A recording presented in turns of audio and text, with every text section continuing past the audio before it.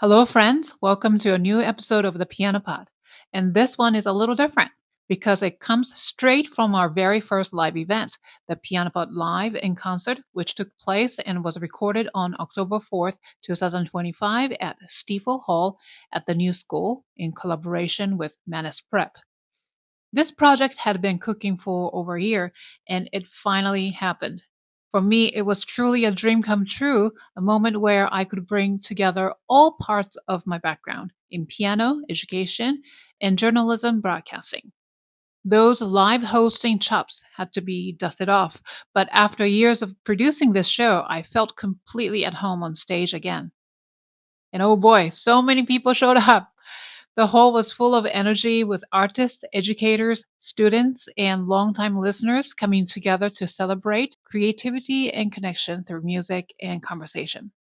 A huge thank you to Manus Prep and their director, Caroline Sonett-Assor, for their partnership and generosity in making this collaboration possible.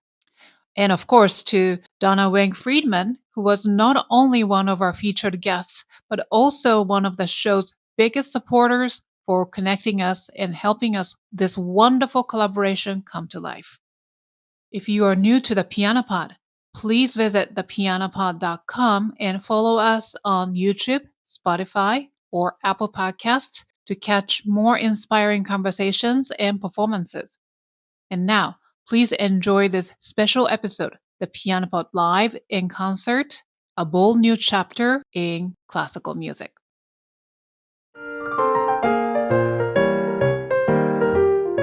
You are listening to the Piano Pod, where we talk to the brightest minds in the industry about how they are bringing the piano into the future and thriving in a complex, ever-evolving world.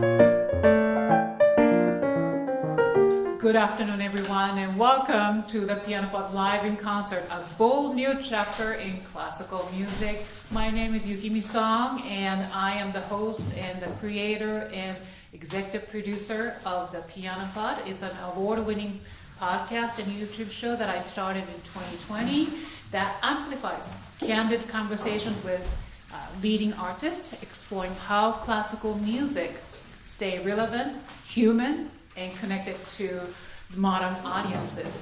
It's such a joy to see all of you here. I can't believe you guys are here. It's a dream come true for me, and you are making the Piano Pod history with me. So thank you so much for being here.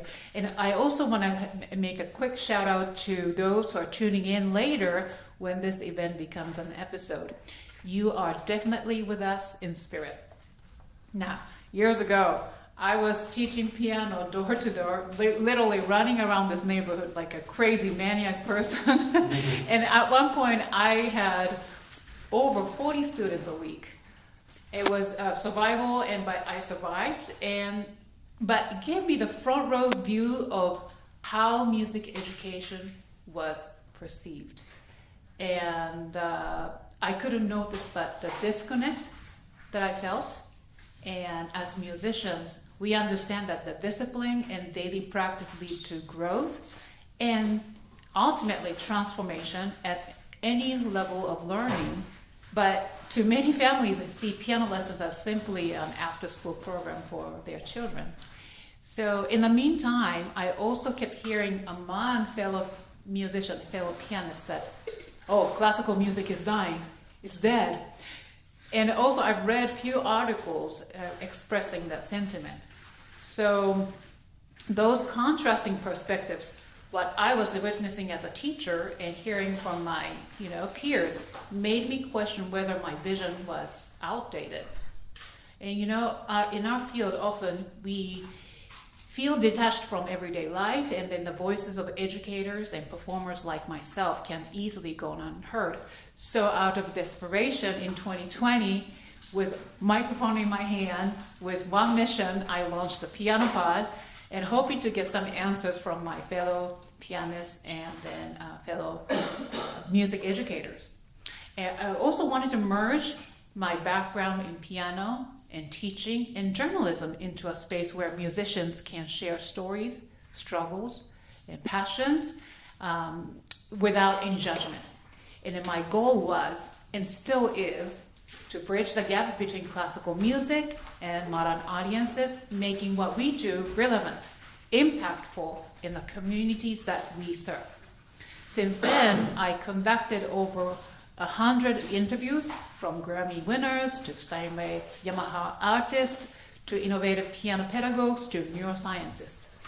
And what I discovered is that this industry is very much alive. It's not dying at all. It's actually evolving to something different, or maybe keeping the same tradition, but presenting in a different ways.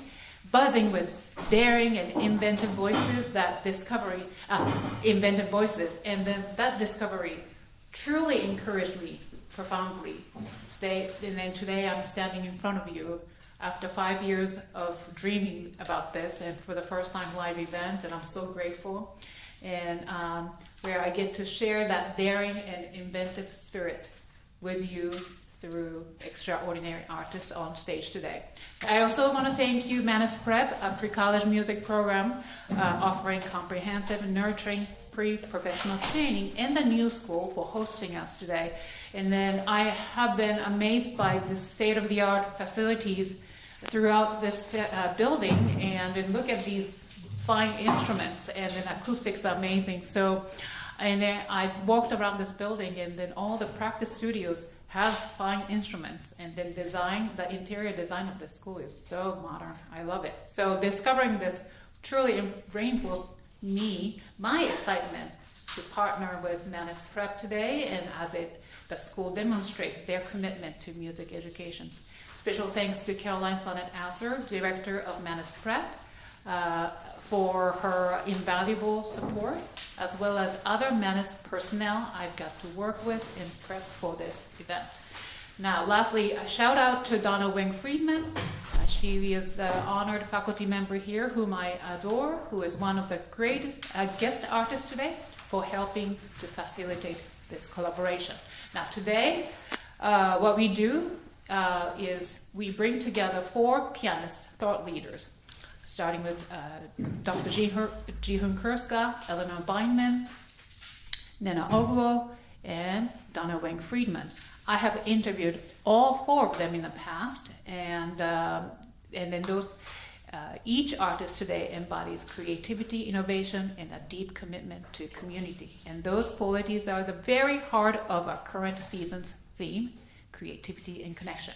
Now, we'll start out with 4 performances back to back. Afterward, I'll sit down with all 4 artists on stage, and we'll have an interview session. Afterwards, now you get to participate by asking us questions. So I want you to stick around till the end. I'm not going to make you stay for a long time. So it's going to be an hour event, so please stick around. Now, back of the hall, you'll find a table where you can find postcards and flyers from each artist, as well as from the piano part. Please feel free to take them on your way out. It's a fantastic way to learn more about what we do, what each artist is doing, and also to stay connected beyond today. Now, let's begin our concert finally segment with Dr. Jee-Hoon Krska. Her journey has taken her from Juilliard training to MIT, pursuing a career in electrical engineering. While she has also collaborated with world-renowned artists like Yo-Yo Ma, she's also the founder of Keys to Success, a program that provides free piano education to young people in Newark. When I first spoke with her in season 3, I was struck by her story and her vision, especially her powerful words on inclusion and what it means to truly connect with people, which had a profound impact on me, and that conversation remains one of the most memorable episodes of the Piano Pod. Today she will perform Rachmaninoff's Prelude, Opus number 23, number 2, in B-flat major, a fiery piece perfectly suited to her passion. Please welcome Dr. Jee-Hoon Krska.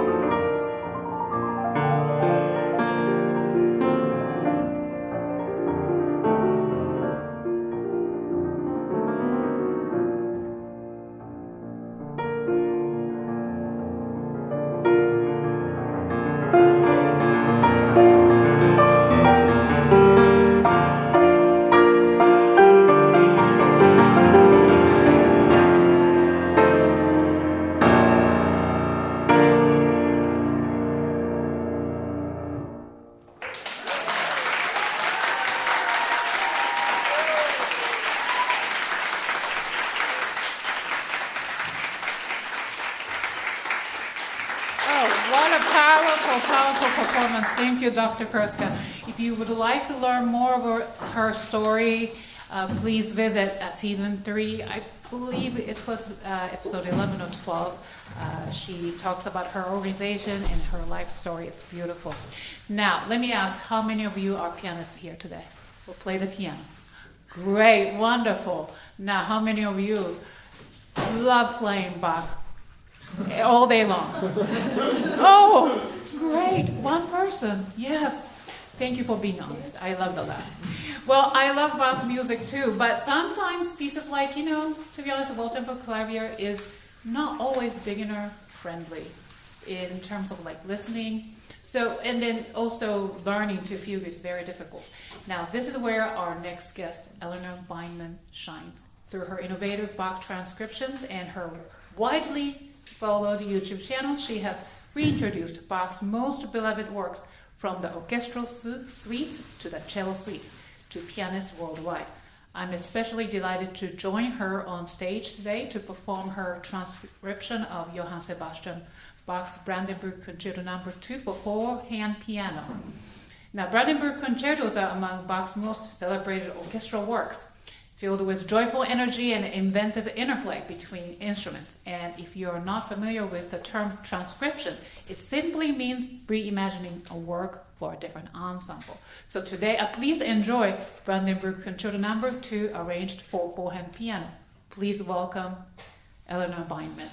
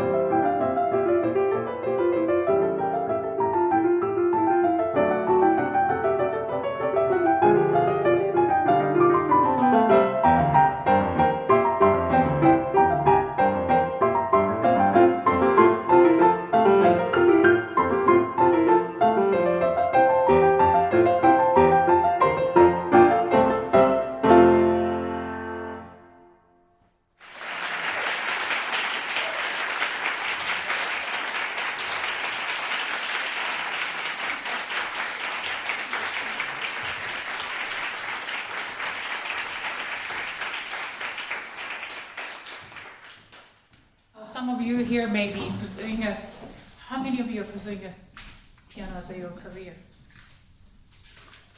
Maybe you're in college or no? Okay, great. Well, it's a challenging but fulfilling field. If you ever are interested, please talk to us afterward. Now, next artist shows us just how powerful music can be as a bridge to community. Dr. Nnenna Ogwo, who joined me in season 4, is the founder of Juneteenth LP. Since our conversation, I've attended several of her concerts in New York, culminating each June 19th is a powerful celebration at the iconic venue, Joe's Pub. To truly understand what it means for classical pianists to connect with their audiences, you must experience Juneteenth LP's events in every June. Today, Nnenna performs The Sun is Rising by Consuela, a trailblazing Black composer whose work she champions. Please welcome Dr. Nnenna Ogwo.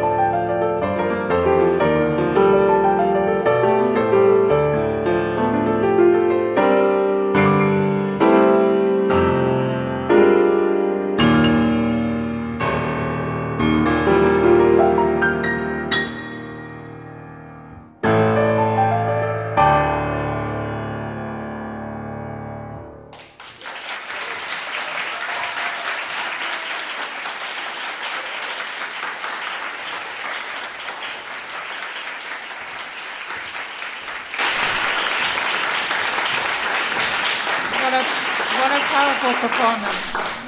To close our performance program, I am thrilled to welcome Donna Weng Friedman, who is no stranger to this Manus community as an honored faculty member here. And beyond her brilliance as a pianist, Donna is a storyteller who uses music and film to bring people together. Through projects like Never Fade Away and A Silent Cry, she has transformed deeply personal and cultural narratives into works that resonate far beyond the concert hall. She is truly a leader in our field with a bold, innovative vision for how music can be used to tell powerful stories. She and I will close this program together, performance part, with William Hirtz, Wizard of Oz Fantasy, dazzling forehand work based on beloved themes from the film. Please welcome Donna Weng Friedman.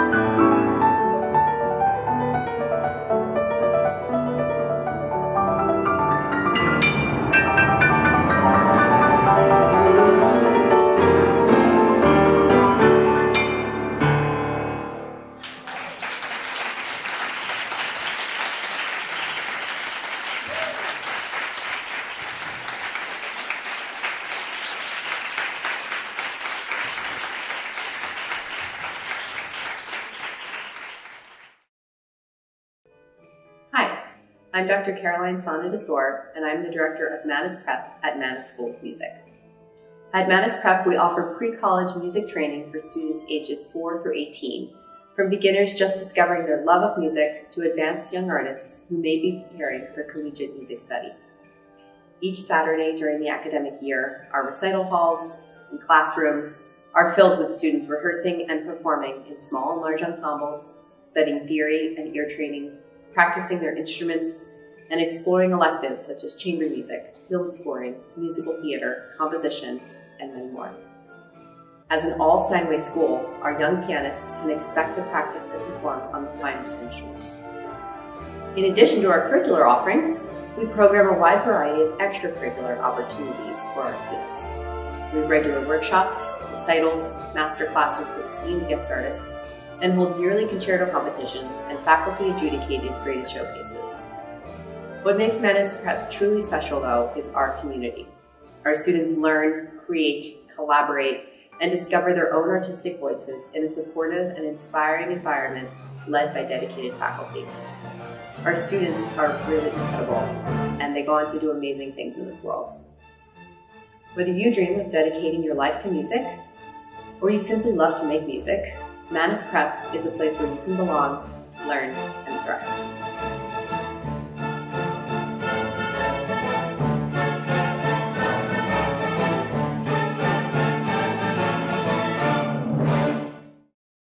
Before you get to ask the question, I am the one who is asking the question to each guest. Where's that up there? So Jee-Hoon, when you appeared on my show 3 years ago, what stood out most was your candid discussion of inclusion.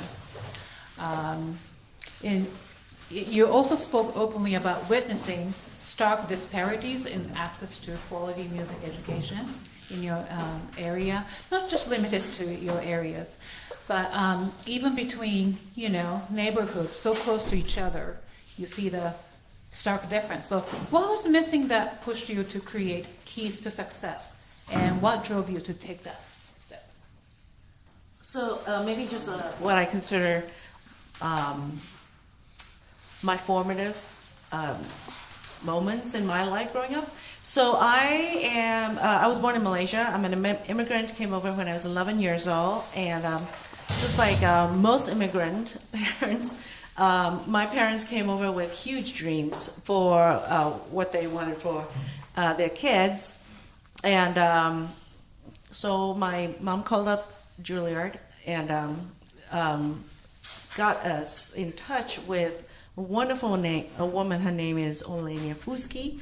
She was the director of the pre-college program back then.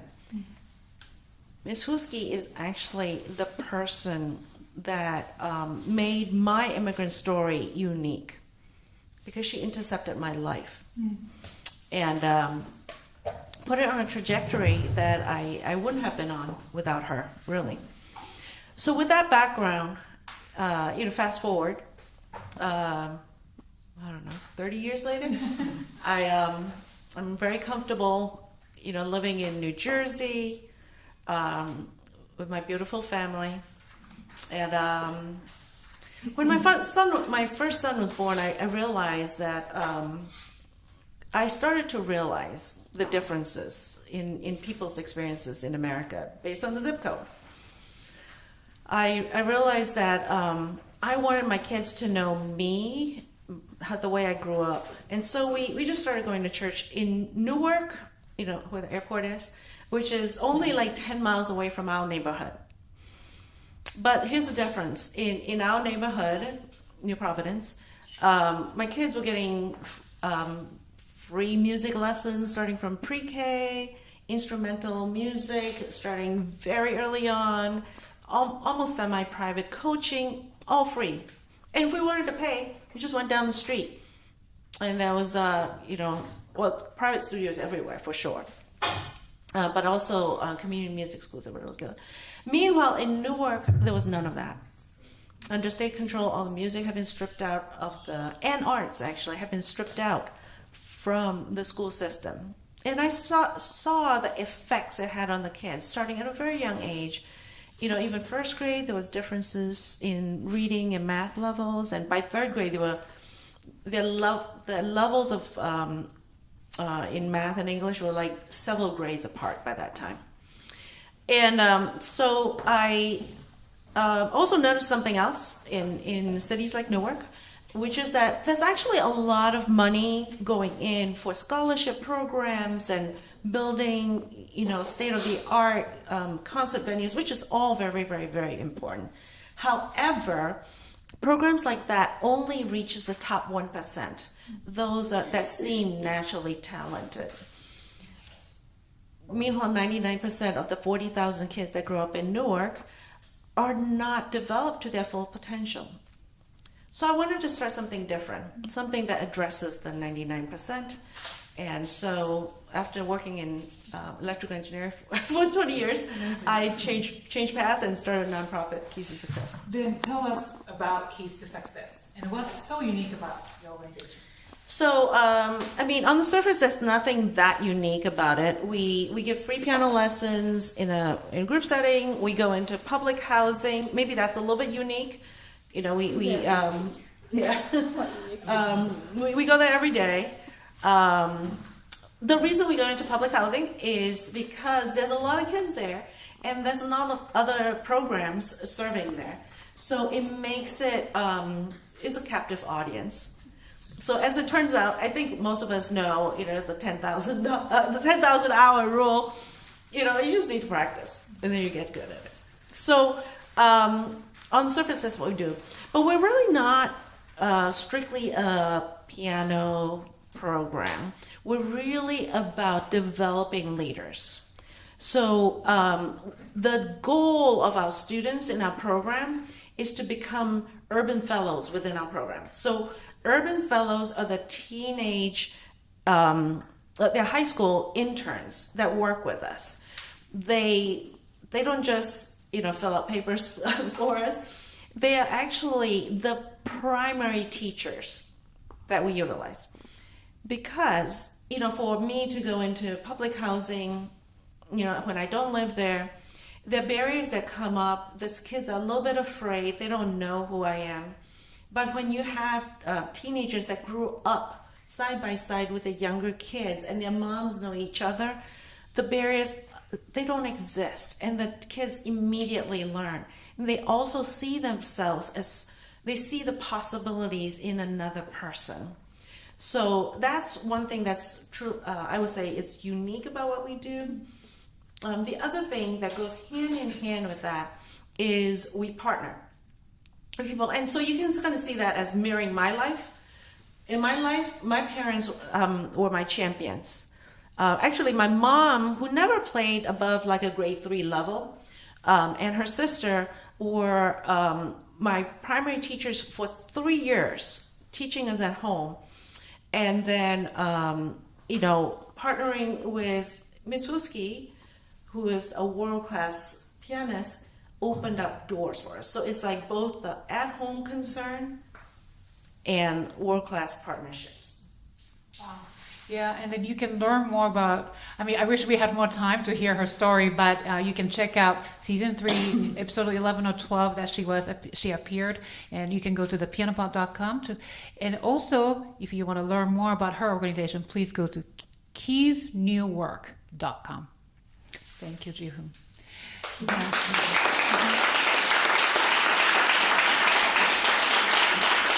So Donna, thank you so much for playing today with me. Fun. Oh yeah, always fun. I'm so sorry. I have to go teach, which is why I'm going next. Now, could you? I know I interviewed you in season 2, and since then, so much has happened to you, and wonderful things. In the world. Yeah. Yes, but can you tell us about this multi-award-winning film, Never Fade Away? I know you hinted the idea in the episode we discussed, but can you tell us? Well, Never Fade Away is my father's immigration story. I never intended to make a movie because I'm not a filmmaker. I'm a musician. But during the pandemic, a lot happened. I think hate crimes against our AAPI community were rising. I was assaulted in the park while walking my dog.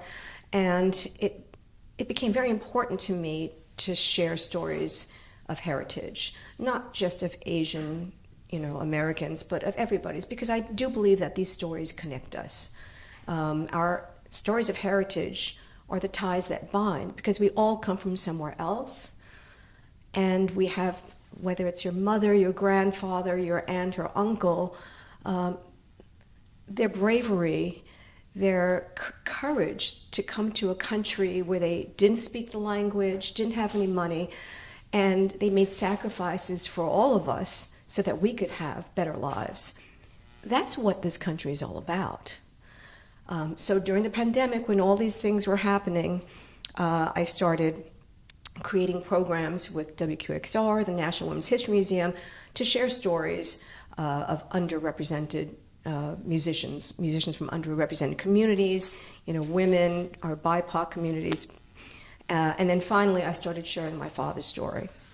And I was overwhelmed by the response.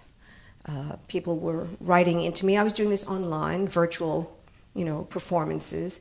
And people were writing into me, that's my father's story too, that's my grandfather's story. And so the story involves, it's basically about how he came to this country with nothing but his hopes and dreams, and how a radio and a waltz changed his life. Mm-hmm. And that waltz became pivotal because that was, our connection. It was a very special Chopin waltz. So when the doors started opening, I started telling his story and playing the waltz. And then through my dear friend Stefania de Kennedy, who's here today, the composer, I went to hear one of her pieces performed, choreographed by Ariel Grossman with the Ariel Rivka Dance Company. And it was so breathtakingly beautiful. I asked Ariel, I said, would you consider choreographing the waltz so I can tell the story with dance? And Ariel's amazing, and she only really choreographs for living composers. But when I told her the story, it resonated with her too. So she did that. We started doing that in person, and I think that's when we first met, mm-hmm. right? You came to one of the first concerts. And then after one of these concerts where I told the story and had the dance, and it was beautiful, a woman came over to me, and she said, you really have to make a film about this. Mm-hmm. She was a filmmaker. And I said, oh, well, I'm not a filmmaker. She goes, no, you really should think about that. So I started thinking about it, and I started thinking, okay, well, I'll just do the story and maybe film the dance. And so I started setting up, a space to rent out the space, and the dancers, I asked the dancers who have been working together with me if they could do it, and the male dancer, Jesse Obremski, who portrayed my father, who is phenomenal, he couldn't do it that day. He was on tour. And I'd already put the deposit down for the space, and I was going, oh my God. And then I thought, why not ask my friend, who is the pianist for New York City Ballet? At my age, I'm not afraid to get no's. So I said, do you think you could make an intro to me to Chun Wei Chan? Chun Wei Chan is the first ever principal dancer of Asian descent at the New York City Ballet. In 75 years, they never had one. So he is it, and he dances like, oh my God, it's so beautiful. But so Alan said, sure, made an intro. We had a lovely conversation, and Chun Wei said, send me the script, and I did. And then 2 days later, he called me. This is my story too. Mm-hmm. I will do this. And after I gained consciousness, I realized that if I have someone like Chun Wei Chan on board, I better not make it this 4-minute little thing. I better expand it a little bit. But, expanding it means funding and all that sort of thing. So I did. So I literally made this little film from the back end, because the dance comes at the end. And then I put in the story of why my father left China, the reason why he was forced to flee. And then I added another little beginning part about my mom and some very fun personal things. And I asked Chun if he would kindly improvise the middle section when my father is first in this country, and he did.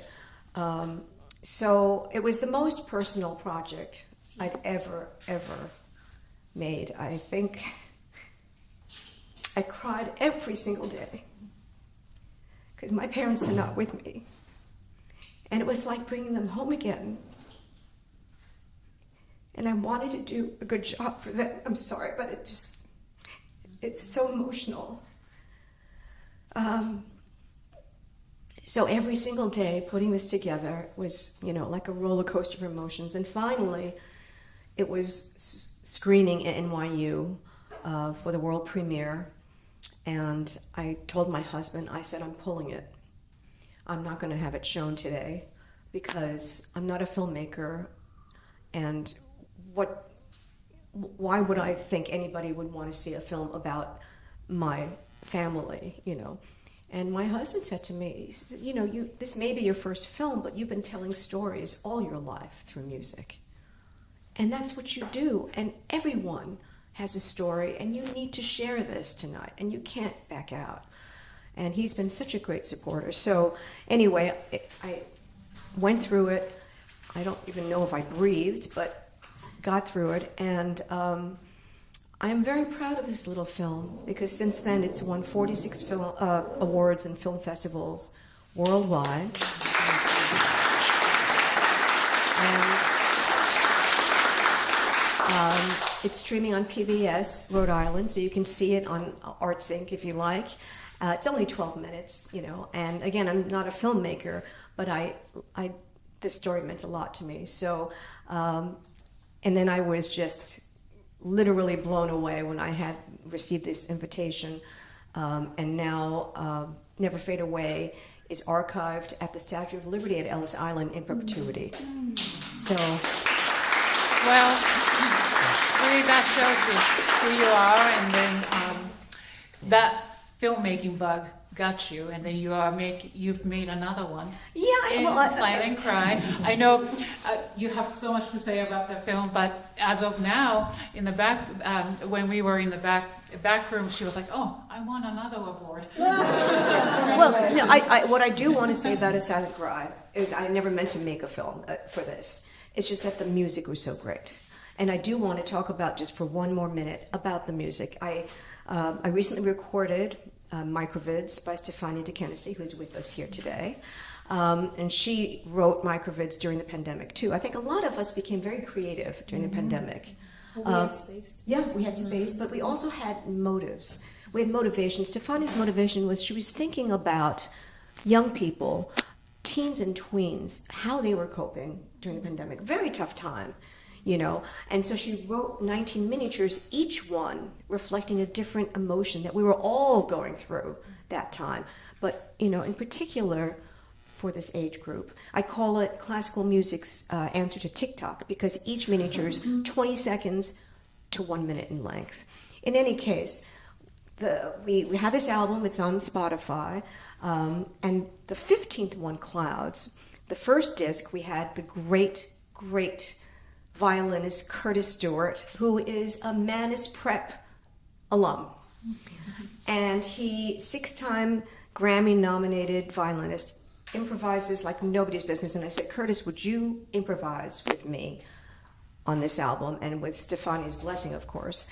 And it's outrageous. It's so beautiful because he adds jazz. It's like a mixture of classical and jazz, what he does so well. Number 15 is Clouds. I could not get it out of my head. I just couldn't. It was just so powerful that I decided to put some visuals with it. My daughter is in AI, and I saw her post something on Instagram that was interesting. I said, can you create this into a globe, a spinning globe? So I started with that imagery, and then I was reading about, different things about saving the planet and our equilibrium in the Appalachian Mountains, and I started reading about these stories, and I said, I really want to just have a little message here. And if there's nothing else to say, it's about the importance of preserving what is irreplaceable in this world. And so I put together this 2-minute little film. I call it A Silent Cry. If you ever see it, you'll understand why. And I did it just because I felt like it. And a week later, I put it into, just for fun, a film festival. And it won. And on Thursday, it received its 30th Film Festival Award in 3 months, which is crazy. And it's up for, well, it's been submitted to the Grammys in the music video section, which, I have absolutely no expectations. I just want to raise awareness that classical musicians don't really, are not really part of that category, and we should be part of every category. So my little fill in my name was right underneath David Byrne, Coldplay, Rihanna. It's kind of cool. Hey, I'm proud of you, Donna. Thank you so much. Thank you.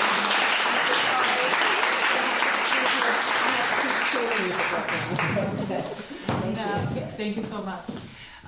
Eleanor, thank you so much for performing Brandenburg with me. It's her transcription. So you've dedicated years to arranging Bach, from Brandenburg duets to cello suites for piano to stepping stones to Bach.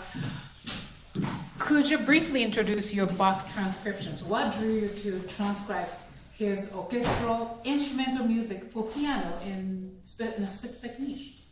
I'd love to do that, Yukimi, but before that, I'd like to take an opportunity, in case it doesn't arise anymore, to thank you. We know how much work you put into this event and how well you've done, and that's in the middle of all of the other podcasts and scheduling December ones and everything else that you do. And playing with you was a sheer pleasure. You're amazing. So it's just unbelievable how much talent and how many hats you wear. And I think we should... Thank you. Thank you so much. Thank you. And as far as my work, it's funny, I'm not tempted to talk about my heritage because I'm also an immigrant. But the Bach work is very much a part of my cultural heritage, being, starting in the Russian piano school back where I'm from. And my transcriptions came about just out of a very selfish desire to be able to play them. I've done transcriptions prior, and of course, as many classical musicians have done Rachmaninoff transcriptions, Liszt transcriptions. I always enjoyed the feeling of transmitting other instruments, and preferably an orchestra, just a very different feeling than just playing something written for piano. It's almost a different, it's a different mindset. And I also love playing duets, and I had a piano duet partner with whom we tried the existing transcription of the Brandenburgs, which just unfortunately, much to my really shock, it just was not playable. Well, it wasn't, yet it was on people's shelves, and since having done the Brandenburgs, I've had many kindred souls write to me and say, yeah, no, you just can't play the Raker, But I thought that we really need this body of work for the piano duet repertoire by Bach, the 6 concertos done. And long story short, I ended up redoing them, and it took a very long time, but it was extremely gratifying to play. And in between the 3 years that it took me, between starting and making the recording, an adult amateur friend of mine asked me about a particular beginning of one of the cantatas called Goethe's Zeit, which a lot of people play, and she said, I just can't find a transcription that I like. They're either too hard or they're too easy, or I don't like them. So I looked and I didn't find anything either, and I did a little 2-hour thing, and then I played that, and it was really satisfying to play. And that really gave me an understanding that what was missing in the repertoire, and especially transcriptions, is our ideas about transcriptions are that they're either virtuosic, thereby only playable by 1% of the piano elite, basically, who usually make them for themselves, or they're too simple and they're missing the essence of the work, or they're, quote unquote, cheesy. So I ended up also, as far as COVID, I did my Stepping Stones to Bach set, which made me appreciate how much people needed it, because as people were in lockdown, I had these 48 one-page transcriptions of Bach's excerpts from his cantatas or other instrumental works, and I made them available to people from my mailing list, so every week there was a new piece that they could practice, because there wasn't that much to do. And I got so much great feedback and so much appreciation, and that made me realize that there's a hole in the adult amateur repertoire for pieces not only by Bach, but especially by Bach, that they can play without having to work very hard, without all the frustration of putting the counterpoint hands together. And in general, I began to understand how important adult amateurs are in the music business, you know, in the classical music environment, because they're the concert goers, they're the ones who are listening, they buy the records, they collect. And yet, as far as literature, they very often feel very frustrated because they cannot be as good as Horowitz or, you know, Yuja. And it's just kind of the state of mind. So that took care of that. And then there were a few other cycles I kind of got going, and it felt, like the ladies were saying, it felt to me like it was the right thing to do. It was not anything that I set out. Then I did the cello suites, which turned out to be the most interesting focus into Bach's writing for one line at a time, and really gave me so much insight in his structure. So I never looked at his real keyboard works with the same eyes, because it gave me a huge understanding, and I understood that there's also a shortage of simpler Bach repertoire that's even easier than the part conventions that people could enjoy playing. So then there were the orchestral suites as a sequel to the Brandenburgs, and then the lute suites, which just came out this March. So that's that's my Bach transcriptions. I really enjoyed playing your transcriptions. And by the way, Eleanor generously printed out the score of orchestral suite. The Badinuri, very popular movement from orchestral suite to for you to take home, duet. and you'll find them. You're welcome to take that home. Yes, and then you can try them. And if you try, I want you to video record it and then tag the piano part so that I can just watch it. All right. Now, one more question for you before. So, you know, you are reaching out to adult amateurs, and then I got to know you through one of the biggest fans of yours, and he recommended me to reach out to you. So how do you reach out to these markets? So what are some creative tools, approaches you use to help adult amateurs connect more deeply with the music? Well, the transcription themselves, and that's something that is kind of two-way street, because they already know and love the music and they're able to play it. And I create playlists of the originals of those transcriptions so that they can listen on Spotify or they can listen on iTunes or however they listen, because all the recordings are streaming, and they can take part of that. And, you know, finally, I have this little Bach action figure that really makes my videos extremely popular, and I think adults see that, and, you know, whatever childlike quality we all have, it kind of brings that up, and they just enjoy things more. So I think, you know, using the idea of enjoyment, which is we all could use a little more of these days, as opposed to this you know, very serious and sometimes a bit of drudgery of practice before you actually get somewhere, is just something that I think we're lacking. And also for piano, for younger students, as you were telling me, a lot of times young students they think it's very serious to play Bach, and there's no emotional connection. So it's the emotional connection that Bach's other pieces are so different from his keyboard music. Yeah, absolutely. Yeah, more melodic. You know? More melodic, and the Brandenburgs he was very young, and he wrote them for fun. He didn't write them for a church service. It's just a very different body of work. It sounds so different. And then you told me he, just like me, he wore lots of hats, right? Yes, he wore a lot of hats and wigs. Yeah. Oh, that's right.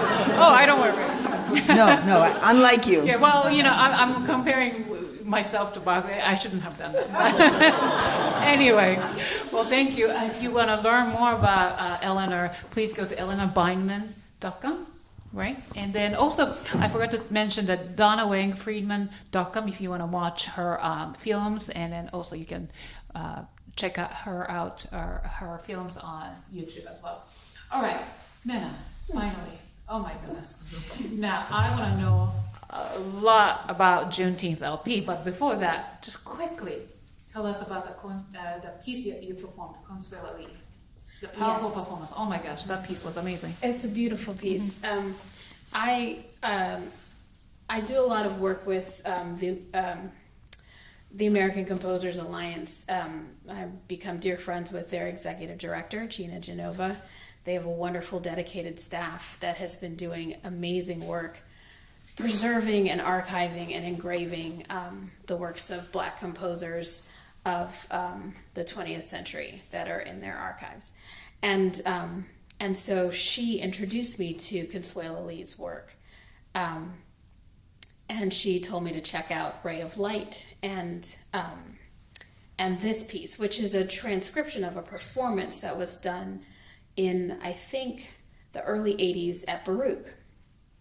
And I played Ray of Light maybe 2 years ago at Joe's Pub, and I was fortunate that her daughter was there, and she gave me a rare recording of her mom's, and she told me a lot about her mother.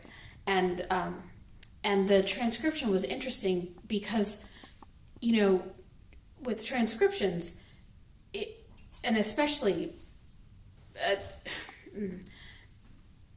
as pianists, you know, when you have a recording of, you know, Ravel playing Ravel or Rachmaninoff playing Rachmaninoff, you know, there's a thing attached to that, right? And but it's Rachmaninoff, and then there's a score that he wrote. But this was a transcription of an improvisation, and we know that there are bits and pieces of paper with these ideas in her estate, in the collection of her papers, but we have not yet found a completely written out score. So this is effectively a jazz improvisation that is, we have this transcription. And so there's a recording of this performance. And so what do you do with that? And I was so cognizant of the fact that it was a very specific kind of thing that I was going to be doing. And that I had heard it, and then I said I was never going to listen to that recording again. Because what I didn't want to do was copy what she did.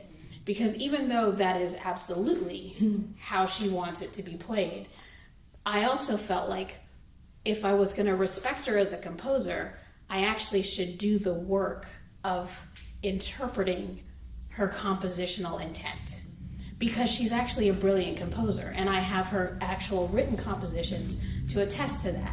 So what I did was I looked at the score of it and started to say, okay, what do these melodic figures mean? How are these harmonies moving? How does she develop ideas? How does she move? How does she structure these things? And then I decided what that meant. And so if you listen to her recording versus what you heard me do, it's actually very different. But I think that I rendered her intention, I believe that I rendered her intention. It's just that I played it differently, as one should, because I am not Consuela Lee. I also don't have her jazz chops at all, you know. And I think that, and that's one of the things that there's going to be another edition of the score that comes out where I actually talk about the unique space that this particular piece exists in, where the pianist that chooses to play this is going to you have an added responsibility of you can't be lazy. You have to actually interpret. You know, I mean, you could copy what she does, but I would hope that we're raising pianists to do more and better than that. But it was a real joy to engage on that level. Wow, brilliant piano piece and brilliant performance. Thank you. Yeah, and then, so let's talk about Juneteenth LP. I've attended so many events, the Juneteenth LP events. Wow, incredible. The last one was last June. It was a 10th anniversary at Joe's Pub. I mean, I don't usually go to the concert raising my hands, that kind of guy, but I was doing it all by myself. It was so good. So tell us about Juneteenth LP, what you do, what's your mission? Our mission is to change how people experience classical music. We want to make classical music more accessible to as many people as possible. And because I'm a Black person, I want Black people to show up in concert spaces. And but that doesn't mean I only want Black people to show up in concert spaces. But I'm keenly aware of the fact that I spent my whole life being the only black person in a classical music hall, and the only black people in the audience were my relatives. Unless there was one other black person performing, and then it would be also their relative. And so I think that, but what I think is interesting is that classical music for me was something that I grew up with because my mother grew up with it, and my parents met at Howard University, and that was all very exciting. But my father was a very interesting Nigerian immigrant. He took a musicology course, an introduction to musicology, and he fell in love with, of all things, Renaissance counterpoint, Bach, and Beethoven. Those three things, like, he landed on that, and he landed hard. So I grew up listening to Lassus and Palestrina and Bach and Beethoven hard. Like, I knew all the symphonies by the time I was 5 or 6, and I didn't know how much Lassus and Palestrina I actually knew until I was taking a 2 and 3 part counterpoint class, and I was like, why do I know this? And my mom was like, oh, you didn't know that your dad actually like played motets all the time? And I was like, no, I don't know that, but okay. And so I got a little distracted, I'm sorry. But No. my point being that so I grew up with those sounds. But what I find is that when you grow up listening to classical music radio stations, they're very much like, this is the most wonderful music in the world, and, great music, everybody loves great music. And I'm like, yeah, no, not all classical music is actually music that everybody loves. Some music is really clearly visceral, and everyone does respond to it. Like, it doesn't matter who you play The Rite of Spring for, everyone goes, what is that? Because everybody responds to the sort of like tribal, earthy, we're gonna sacrifice some blood today. It doesn't matter where you come from. It's very clear someone's gonna get killed because spring has come, right? There will be blood, right? And I'm sorry, you can play a Clementi sonatina, and that's just not gonna reach everybody on the planet. Like, whatever Clementi's trying to offer you, it's not gonna reach everybody. But if you grew up with Clementi and you love it, then of course that speaks to you. And so I wanted to sort of create this environment where I explain to people that no matter what it is you love, we're going to find a way to bring you to this music, and you're going to understand that there are all these avenues by which you can appreciate it. So if you're a grandma that grew up loving like Stevie Wonder and, Marvin Gaye and Gladys Knight and the Pips, we'll play some of that, and you're going to understand that that the other composers that we play that are writing classical music, these black composers, they also grew up loving that music, or their parents grew up loving that music, and that they actually write that stuff into their music. Not literally, but they're feeling that, and they're writing like blues inflected music and soul inflected music, and it's not obvious necessarily, but sometimes they'll slip in like a little refrain from a spiritual or a little refrain from a whatever. And sometimes I'll be rehearsing with my friends and I'll be like, does this bass line remind you of of this Delphonics tune? And we'll be like, oh my gosh, it does, And we don't know if that's really what's happening, but we're kind of listening with this. All of the people that we love, these black composers that we love playing, we realize that they actually grew up listening to the music that we grew up listening to. So when we program, we're sort of making it an educational experience, and we're saying, these people love the music that you love. And they're actually relatable in all of these ways. And we program it so that they get to experience the music that they love, and they get to hear a little bit of Lizzo, and they get to hear a little bit of, Chaka Khan, and they get to hear a little bit of Duke Ellington. And on a multi-generational level, they get to have this concert experience that's sort of wonderful and kind of wild and crazy. Like, I remember 1 year playing, Lil Nas X, And it was kind of wild because people were like, "What are you doing?" And we were like, "You like that, don't you?" Because back then it was pretty fresh. and Yeah, new. but the great thing about it is that all the musicians are classical musicians. Yeah. And then playing all these wild music. They're So, raisins, so heavy on great. the Afro pop, Sure. Yeah. Well, Yeah. thank you. If you want to learn more about Juneteenth LP, please go to juneteenthlp.org. And every June, she has this amazing event, so please attend her crazy, amazing events in June. And then, a couple years ago, I remember particularly at the Metropolitan Museum of Art, you performed, and it was so great. Anyway, I know we have more time. I wish we have more time. You're right. It goes 90 minutes. I was wrong. So anyway, if you have any questions to an artist, I can give you the microphone. Do you have any questions to anyone? Yes. Excuse me.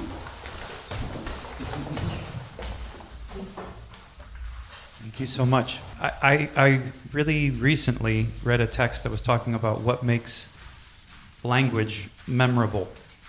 And there was an emphasis on credibility, and there was an emphasis on surprisingness, right? Something unexpected. And what you said about our reference with music really captured me, and I would love it if you would just kind of reflect on how we can make music more credible to people. As a teacher or as a performer? Hearing in what you're saying that you're developing a different level of reference for music for people as part of their experience that can really last over time. And I would just love to hear a little bit more about how you're creating that experience. Well, I know that for me, I feel like programming needs to hit on a lot of different levels, and it depends on what you have available to you. So, for example, our Juneteenth Festival week, we do a lot of different kinds of performances. Like, we will do a completely classical performance at the Nnenna Center, but we're also starting this Creative Intersections concert series where we will perform for a brief bit of time, like 20 minutes. But we're inviting a writing workshop facilitator to come, and it's actually her idea. I didn't think this up. It's her idea to use our performance as a writing prompt. And so the guests, our concert goers, are going to have the opportunity to use our performance as a prompt for their creative writing exercise. And then, we'll play for 5 minutes, they'll write, and then we'll play for 5 minutes, and then they'll write. And then what they'll have an opportunity to do is take the microphone and read their writing. And so what we'll get is this really great interaction where, I don't know if any of you guys have read John Berger's, is it Berger? Ways of Seeing? Well, he posits that we don't have control of things after we send it out into the world as artists, right? And so you can intend something to be received in a way, but there's no guarantee that that's what happens. And so now what we get is this opportunity for artists to respond creatively to what we just did. And so we're going to have that, and then we're also going to have them a different concert where they get to respond artistically, like they get to draw or paint. And then what we're going to do is we're going to play some of those pieces at the Nnenna concert, and then we're going to display their art and their writing at Joe's Pub in the Vestibule. So we're going to create this creative community that grew out of responding to our performances, and then we're all going to be in community at the final show, which is new for us, right? But we feel like in that way we get to lessen the distance between performer and audience, which I think is also important, because there's a lot of the artist, and then we're out here and we pay for a ticket. I think that's one of the ways that we can do that. But I also feel like every season we're trying something different. I don't know if that answers the question. Thank you. Sure. Anyone else? This is for Eleanor. So you were saying that when you were transcribing the cello concertos, you understood something about Bach. I want to know what that was. Thank you. I would have talked about it, but we're short on time. When I was actually transcribing the cello suites by Bach, and they are essentially very bare bones. It's just, as you can imagine, a cellist usually plays one note at a time, and then there'll be some double, triple stops as chords. And there are 6 suites, so there's a total of 36 movements, and it fills up a whole CD. So also because I was recording them, not only transcribing, I really needed to, as you were saying, to internalize them. I needed to understand what they are and how I can transmit them on the piano. So Bach's music essentially is best defined by structure. What we respond to with some people don't really respond to Bach because it really takes a certain region of the brain which really understands structure and symmetry and non-verbally. So the complexity of Bach is usually overwhelming when we hear it, when there are many voices, but when you look at one voice, you can see how he structures one voice, and you see the smaller building blocks of each voice, and you see how it already contains the hidden counterpoint and the complexity. So for a pianist, as we're used to seeing a lot of notes, when we're looking at Bach, we're trying to manage everything. But as a pianist looking at his cello works and really just zooming into one line, it's really amazing how much he does that way. And then when you blow it up and play music that has more layers happening, it just gives you a completely different understanding and also a different level of attention that you bring when you play, because we look at music and very often we don't really pay attention to what's going on because we're often thinking about, what we're going to have for lunch or, who's pinging us on our cell phone. But when you understand what every little nook and, cranny in his lines really contains, then when you play more, it's like more of your brain lights up, I guess, as they say in videos. Did you look at the chaconne when you were? Yes. Yes, the violin. Yeah, but I did not. People tell me I should do the violin works, but I don't like the higher register. Mm-hmm. I don't think people could go through a CD's worth of higher register. So I love the cello suites and that particular timbre. Just one suggestion for your audience. I'm one of them. I would love to hear more about this. Hear what? This explanation. I have recordings of all of my sets, and on my website, I wrote extensive booklet notes to every CD. So I actually, the cello suites booklet notes were the hardest thing I feel I ever done as far as writing, because I felt I had to justify playing them on the piano. I actually had a rash for 3 weeks, literally, because I didn't know why I had it, but it was because I felt so daunted to explain what this is. So it is there, but thank you for asking. Did you mean like a podcast? Yeah. Huh? Did you mean like a podcast? This question is for Dr. Krska, but potentially for all three of you. So I grew up playing classical music, not piano, but violin.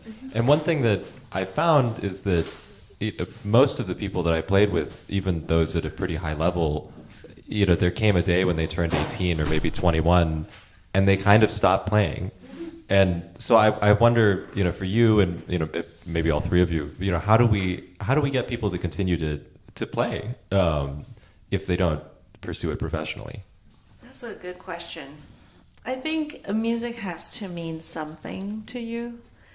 I do think the way classical music has gone, it's become very technical, and it hasn't.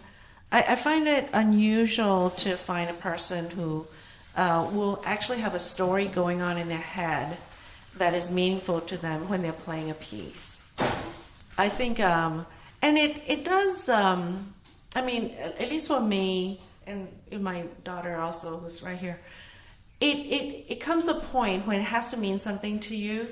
When it means something to you, then you won't stop. But if it's just about competitions and you're gonna get tired and you're gonna be so relieved when you don't have to do it anymore. May I say something? When I first get a child, and we're at a grand piano, the very first lesson is I put them on a little step stool and I open up the piano and we compose a piece using the inside of the piano, and we bounce balls and we, the pedal and paper, and we, thunder and lightning and this, or we make a spooky Halloween story or whatever. And the first thing they learn is that you can make a story with this instrument in all kinds of wild and crazy ways. And their eyes get really big, and all I say after that is every piece that you play is a composer trying to tell a story, and your job is to help them tell the story, make the story come to life. That's what your job is. Loud sounds and soft sounds, and that's what your job is. And all of a sudden, they have all of this reverence for the act of music making. And our job as piano teachers is to make that feel special and alive and exciting every single week. And to work with whoever else they're working with. Their choral teacher and their composition teacher and their theory teacher. And we should be making them improvise from then. And I can't tell you how hard it is to get that to happen in these institutions. It's very, very frustrating. But I think that's how you do it. Kids should be improvising from the very beginning. From the very beginning. Because you can't, why are we having them learning how to improvise to blues, a 12-bar blues, when they discover the blues? They should learn it at 6. Mm-hmm. It should be fun from the beginning. Why can't you rock out now? Why does it have to be later when your parents tell you about the Beatles? Come on. It's all fun, all of it. Sorry, I guess my soapbox. I think related to what Nnenna was saying, and also what you said earlier about making music in community. Yeah. I think when we discover that music actually connects us to other people in more interesting ways than we would possibly be doing without music, that's inspiring too. And I could just briefly add something. I wanted to, there was a different question, but we didn't get time. But it's also playing together in the community. I remember when I was 5 and I couldn't play yet, and everything was just black and white. What do I do? I learned some little piece, and my piano teacher just got up and she just started playing 3 hands with me, right? Because I was playing with 1 hand. And that moment of everything changed for me, because I had no idea what I was doing, and I was 5, and then all of a sudden there was music happening, because she came and we played together. And that's, my gripe with piano teachers is, I know it's hard to schedule, but you need to have the kids play together, even if it's something different, because and piano duets are very special, because you're sitting with somebody right there, and it's just so much more joyful than being the solitary, morose pianist who needs to practice, for hours and hours. It's a different world now. Pedagogy needs to just open up to, a new dimension. Thank you. Now we're coming to an end of this event. Thank you so much for really being an active participant today. Wow, I'm so impressed with this crowd, and thank you so much for coming. I hope you enjoyed the recording from the Piano Pod Live in Concert, a bold new chapter in classical music. So what did you think of blending what the Piano Pod does bi-weekly, music performance, in-depth interviews, and adding a live audience with a Q&A panel discussion? It was such a joy to see everything come together in one afternoon. I truly hope to do this again next fall, and I am already in touch with several educational institutions, both within New York City and beyond, to make it happen. If you would like to support future live events like this, please consider making a financial contribution by tapping the PayPal link in the show notes. Every bit helps us continue bringing music and conversation to more people. Many thanks to Manus Prep and the New School, especially Caroline Sonett-Assor and Mary Catherine Blazek for their incredible support.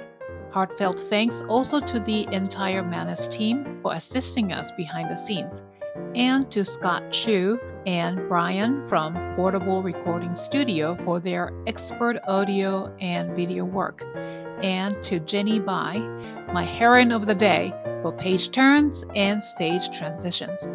Special thanks to our photographer, Vincent, for capturing every beautiful moment of the event, and of course, to our extraordinary guest artists, Dr. Jee-Hoon Krska, Eleonor Bindman, Dr. Nnenna Ogwo, and Donna Weng Friedman, whose performances, insights, and presence made this concert unforgettable. To explore more, simply scan the QR code on your screen.